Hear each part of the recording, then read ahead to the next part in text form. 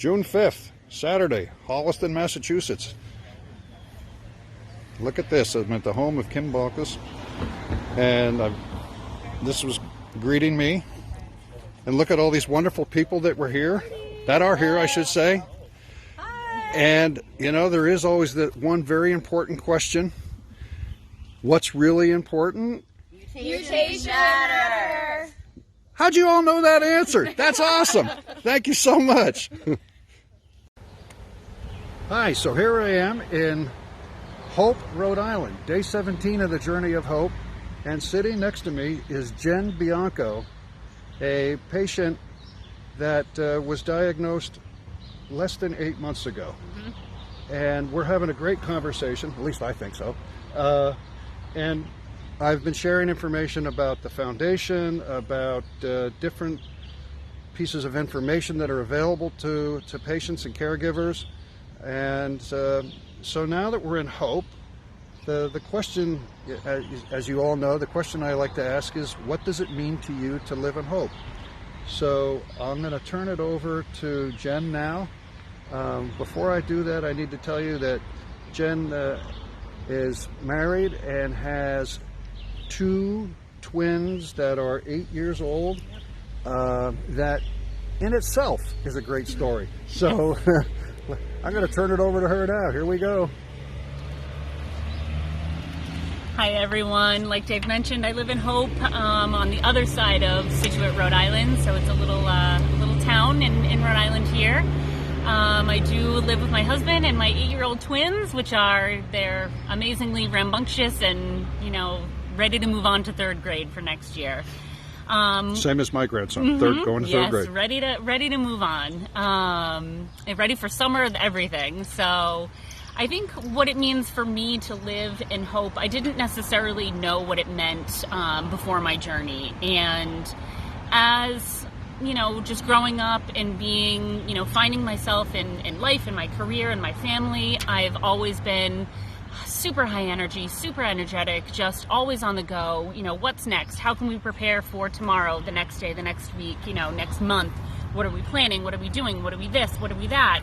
And I think I didn't necessarily know what it meant to live here before things started happening. And then I started paying attention to the smaller things and taking it almost day by day, because really that's what we have to do in this when you're diagnosed with such a rare cancer. And you know, there's really not much research out there about it. So I think if there's anything that I've learned through these past 8 months, it's really just to slow down and be present and take in everything that's around you and take in everything that it means to be and live in Hope, Rhode Island, and just in general to have the hope and have, you know, the hope to live for today and tomorrow and the next day and the next day. And it's really just taught me to slow down and look at the signs and look at, you know, what everything means. And, you know, when I saw Dave and his journey, you know, and saw that he was going to towns that named Hope, and I looked it up and it said Situate, Rhode Island, and I just knew that was a sign. I knew that was, you know, I needed to reach out and try to meet with Dave, hear his story, and really just be able to connect and know that there's something greater that's happening around me that, you know, is bigger, and we're hopeful that we can raise some money to do more research and just figure everything out from here. So.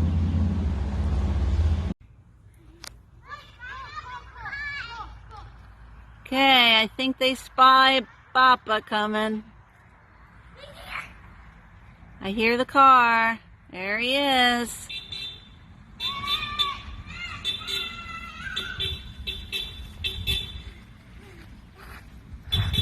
Papa's home.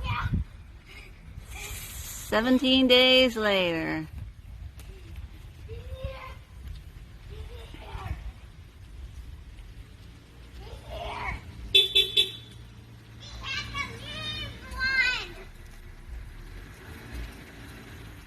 Careful, guys. Hey, I love it.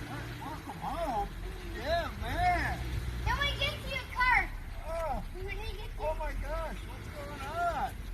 Everybody okay? What's up? What's up, honey?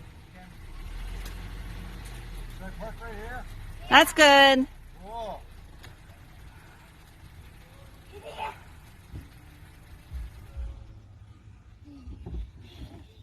Wait.